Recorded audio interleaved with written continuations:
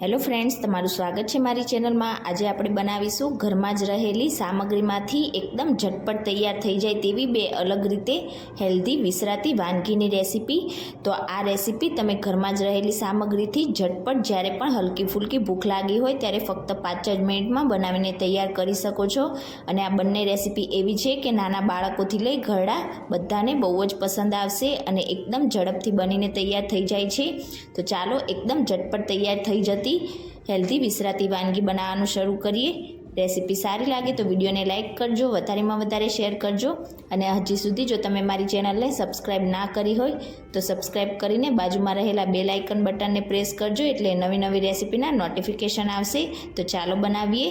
હવે સૌથી પહેલાં તો એકદમ સ્વાદિષ્ટ વિસરાતી વાનગી બનાવવા માટે આપણે એક મિક્સિંગ બાઉલ લઈશું અને તેમાં 1 બાઉલ જેટલો ઘઉંનો કરકરો લોટ ઉમેરીશું। તો જનરલી જે આપણે ભાખરી કે પછી ચૂરમાના લાડુ બનાવવા માટે યુઝ કરતા હોઈએ છીએ એ જ લોટનો ઉપયોગ તમારે આ રેસીપી બનાવવા માટે કરવાનો છે। તો તમે જે પણ વાટકીનું માપ લો એ જ વાટકીથી તમારે આગળ પણ બધી વસ્તુ નાખવાની છે। અને હવે આ રીતે વચ્ચે આપણે થોડો ખાડો કરીશું અને તેમાં 2 ચમચી જેટલું તેલ ઉમેરીશું। તો અહીંયા તમારે તેલનો જ ઉપયોગ કરવાનો છે, ઘીનો ઉપયોગ બિલકુલ નથી કરવાનો। અને હવે હાથેથી આપણે તેલને લોટ સાથે એકદમ સારી રીતે મિક્સ કરી લઈશું। તો લોટના દરેક કણ સાથે તેલ મિક્સ થાય એ રીતે તમારે આ રીતે મિક્સ કરવાનું છે। તો અહીંયા તમે જોઈ શકો છો મેં તેલને લોટ સાથે એકદમ સરસ રીતે મિક્સ કરી લીધું છે અને એકદમ સરસ રીતે આપણું તેલ મિક્સ થઈ ગયું છે। તો હવે આપણે લોટને સાઈડ ઉપર રાખીશું અને આગળની પ્રોસેસ કરીશું। તો સૌથી પહેલાં તો આપણે એક હેવી બોટમવાળી કઢાઈ લઈશું અને તેમાં 2 ટેબલ સ્પૂન જેટલું તેલ ઉમેરીશું।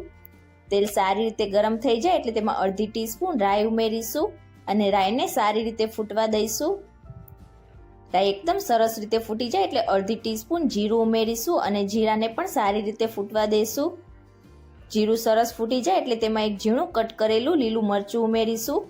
તો અહીંયા મેં બહુ તીખું ના હોય તેવું મરચું લીધું છે, આપણે આગળ લાલ મરચું પાવડરનો ઉપયોગ પણ કરવાના છીએ।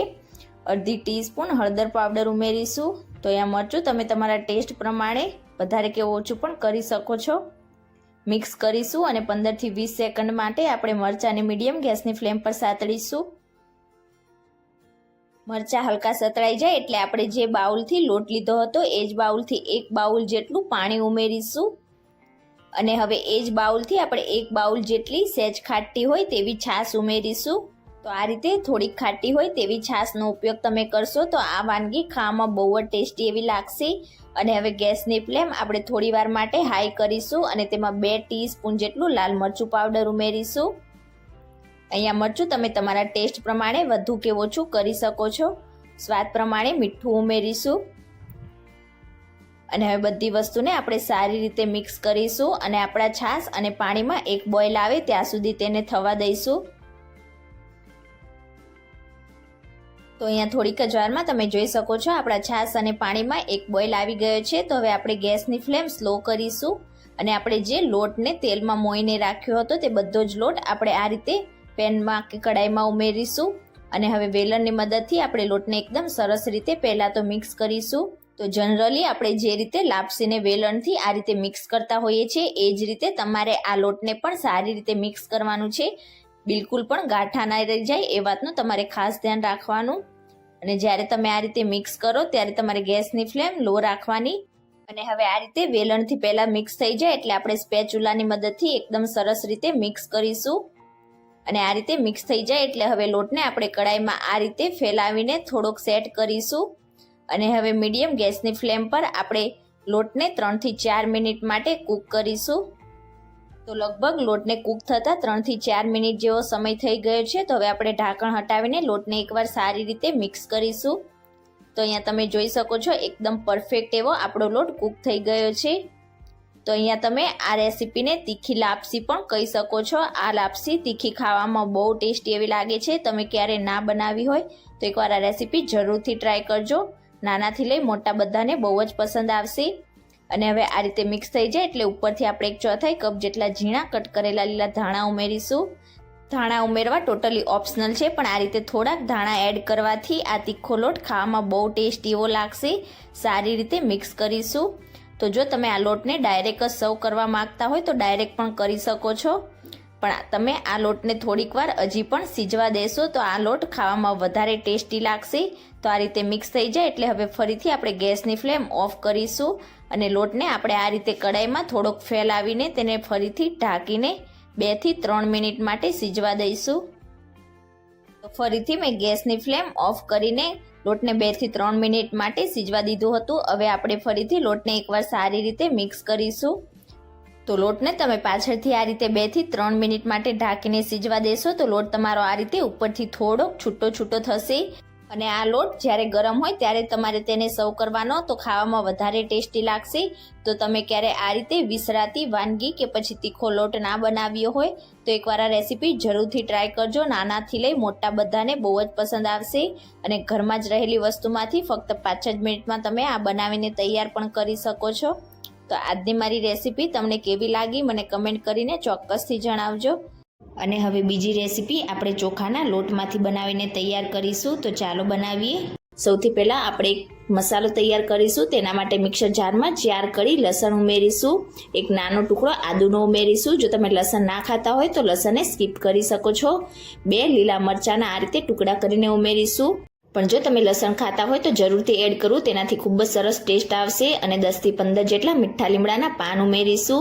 1/4 કપ જેટલા લીલા ધાણાના આ રીતે ડાળખા આપણે એકદમ સરસ રીતે વોશ કરીને ઉમેરીશું.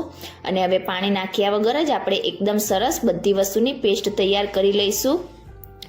તો અહીંયા તમે જોઈ શકો છો આ રીતે મેં અધકચરી પેસ્ટ વાટીને તૈયાર કરી લીધી છે. આ પેસ્ટથી નાસ્તાનો ટેસ્ટ ખૂબ જ સરસ લાગશે. તો હવે આપણે નાસ્તો બનાવી લઈશું. તો હવે ગેસ ઉપર આપણે જાડા તળિયાવાળી કડાઈ કે પછી પેન રાખીશું અને તેમાં 1 થી 1.5 ટેબલ સ્પૂન જેટલું આપણે તેલ ઉમેરીશું. તેલ ગરમ થઈ જાય એટલે 1 ટીસ્પૂન રાઈ ઉમેરીશું અને રાઈને સરસ ફૂટવા દઈશું. રાઈ સરસ ફૂટી જાય એટલે તેમાં અડધી ટીસ્પૂન જીરું ઉમેરીશું અને જીરાને પણ સારી રીતે ફૂટવા દઈશું. જીરું ફૂટી જાય એટલે તેમાં 1/4 ટીસ્પૂન હિંગ ઉમેરીશું. થોડાક મીઠા લીમડાના પાન ઉમેરીશું. મીઠા લીમડાના પાનનો ટેસ્ટ ખૂબ જ સરસ લાગશે. અડધી ટીસ્પૂન હળદર પાવડર ઉમેરીશું. અને હવે આપણે જે મિક્સર જારમાં પેસ્ટ બનાવીને તૈયાર કરી છે તે બધી જ આપણે આ રીતે એડ કરીશું. ગેસની ફ્લેમ આપણે મીડિયમ ટુ સ્લો સાઈડ રાખીશું અને હવે પેસ્ટને એકદમ સરસ રીતે મિક્સ કરીને જ્યાં સુધી તેમાંથી એકદમ સરસ સુગંધ ના આવવા લાગે અને તેની કચાશ દૂર ના થઈ જાય ત્યાં સુધી આપણે તેને સાતળી લઈશું. તો આ નાસ્તો બનાવવામાં તો એકદમ ઓછો સમય લાગે છે પણ ખાવામાં ખૂબ જ ટેસ્ટી લાગે છે. તમે બાળકોને જ્યારે હલકી ફૂલકી ભૂખ લાગી હોય ત્યારે પણ તમે આ નાસ્તો બનાવીને આપી શકો છો. તો લગભગ 2 જ મિનિટમાં તમે જોઈ શકો છો આપણી પેસ્ટની હલકી કચાશ દૂર થઈ ગઈ છે અને તેનો હલકો કલર પણ ચેન્જ થઈ ગયો છે. તો ગેસની ફ્લેમ સ્લો રાખીશું અને હવે તેમાં 2 કપ આપણે ખાટી છાશ ઉમેરીશું. અને હવે થોડીવાર માટે આપણે ગેસની ફ્લેમ મીડિયમ રાખીશું અને જ્યાં સુધી આપણા છાશમાં એક બોઇલ ના આવી જાય આપણે કન્ટિન્યુ આ જ રીતે તેને હલાવતા જઈશું. અત્યારે તમારે તેમાં મીઠું બિલકુલ પણ એડ નથી કરવાનું, નહીં તો છાશ તમારી ફાટી જશે. તો આ રીતે આપણે કન્ટિન્યુ હલાવીશું એટલે બિલકુલ પણ છાશ ફાટશે નહીં. તો લગભગ 2 મિનિટ જેવું થયું છે અને તમે જોઈ શકો છો આપણી છાશ આ રીતે થોડીક ઉકળવા લાગી છે. તો હવે આ જ સ્ટેજ ઉપર આપણે તેમાં 1 ટીસ્પૂન જેટલી ખાંડ ઉમેરીશું એટલે આ નાસ્તો એકદમ ખાટો મીઠો બનશે. અને 1 ટીસ્પૂન જેટલું મીઠું ઉમેરીશું. મિક્સ કરી દઈશું એકદમ સારી રીતે. તો અહીંયા આપણા છાશમાં એકદમ સરસ રીતે બોઇલ આવી ગયો છે અને આપણી છાશ પણ એકદમ સરસ રીતે ઉકળી ગઈ છે. આનાથી વધારે આપણે હવે છાશને બિલકુલ પણ નહીં ઉકાળીએ. ગેસની ફ્લેમ સ્લો રાખીશું અને અહીંયા મેં અડધા કપ જેટલો ચોખાનો લોટ લીધો છે. તો આ રીતે થોડો થોડો આપણે લોટ ઉમેરતા જઈશું અને બિલકુલ ગાંઠા ના રહે એ રીતે તેને મિક્સ કરી લઈશું. તો તમે આ વાનગીમાં ચોખાના લોટની જગ્યાએ ઘઉંના કરકરા લોટનો ઉપયોગ કરીને પણ તમે આ રેસીપી બનાવી શકો છો. તમારા ઘરમાં જે લોટ અવેલેબલ હોય બંનેમાંથી એ લોટમાંથી તમે આ રેસીપી તૈયાર કરી શકો છો. પણ ચોખાના લોટનો ટેસ્ટ આ વાનગીમાં વધારે સ્વાદિષ્ટ લાગશે. તો બધો લોટ મેં એડ કરી દીધો છે અને બિલકુલ પણ લમ્સ કે ગાંઠા ના રહે એ રીતે આપણે તેને મિક્સ કરી લઈશું. તો થોડીક જ વારમાં તમે જોઈ શકો છો મેં બધા જ લોટને એકદમ સરસ રીતે મિક્સ કરી લીધો છે. હજી પણ તમારે આ લોટ વધારે ઢીલો જોઈતો હોય તો તમે અડધા કપ જેટલી છાશ કે પછી અડધા કપ જેટલું પાણી થોડુંક વધારે પણ એડ કરી શકો છો. જો તમારા ચોખાનો લોટ થોડોક જૂનો હશે તો તમારે થોડાક પાણી કે પછી છાશની વધારે જરૂર પડશે. પણ અહીંયા 2 કપ જેટલી છાશ એકદમ પરફેક્ટ છે. તો એકદમ સરસ રીતે મિક્સ થઈ જાય એટલે હવે આપણે 2 મિનિટ માટે તેને ઢાંકીને સ્લો ગેસની ફ્લેમ પર થવા દઈશું. 2 મિનિટ જેવું થઈ જાય એટલે ઢાંકણ હટાવી લઈશું અને એકવાર સારી રીતે આપણે લોટને મિક્સ કરી લઈશું. જો તમારી પેન કે પછી વાસણ પાતળું તળિયાવાળું હોય તો તમારે નીચે તવો રાખીને ત્યાર પછી તેને આ રીતે કૂક કરવાનું, એટલે તે તળિયે બિલકુલ પણ ચોંટશે નહીં. તો એકદમ સરસ એવો આપણો આ ખાટો લોટ બનીને તૈયાર થઈ ગયો છે. ઉપરથી આપણે થોડાક ઝીણા કટ કરેલા લીલા ધાણા એડ કરીશું. તો લીલા ધાણાથી દેખાવ પણ એકદમ સરસ આવશે અને ટેસ્ટ પણ એકદમ સરસ લાગશે. ગેસની ફ્લેમ ઓફ કરી દઈશું અને લોટને એકદમ સરસ રીતે મિક્સ કરી દઈશું. તો આ લોટ તમારે જ્યારે સર્વ કરવો હોય તેની 5 મિનિટ પહેલાં જ બનાવવાનો. ગરમ ગરમ લોટ ખાવામાં એકદમ સ્વાદિષ્ટ લાગશે. તો હવે ગરમા ગરમ લોટને આપણે સર્વિંગ પ્લેટમાં સર્વ કરી દઈશું. તો તમે ક્યારે આ રીતે ચોખાના લોટનો ખાટો લોટ ના બનાવ્યો હોય તો એકવાર આ રેસીપી જરૂરથી ટ્રાય કરજો. નાના બાળકોથી લઈ મોટા બધાને ખૂબ જ પસંદ આવશે. બનાવવામાં ખૂબ જ સરળ છે પણ ખાવામાં ખૂબ જ સ્વાદિષ્ટ છે. અને આજની મારી રેસીપી તમને કેવી લાગી મને કમેન્ટ કરીને જરૂરથી જણાવજો. ઉપરથી આપણે થોડુંક તેલ અને લાલ મરચું પાવડર સ્પ્રિંકલ કરીશું એટલે ખાવામાં વધારે ટેસ્ટી લાગશે. તમે અચાર મસાલો સ્પ્રિંકલ કરવા માંગતા હોય તો એ પણ કરી શકો છો અને લીલા ધાણાથી ગાર્નિશિંગ કરીશું. રેસીપી સારી લાગી હોય તો વિડીયોને લાઇક કરજો, વધારેમાં વધારે શેર કરજો અને ચેનલને સબસ્ક્રાઇબ કરીને બેલ આઇકન બટનને પ્રેસ કરજો એટલે નવી નવી રેસીપીના નોટિફિકેશન આવશે. Thank you for watching.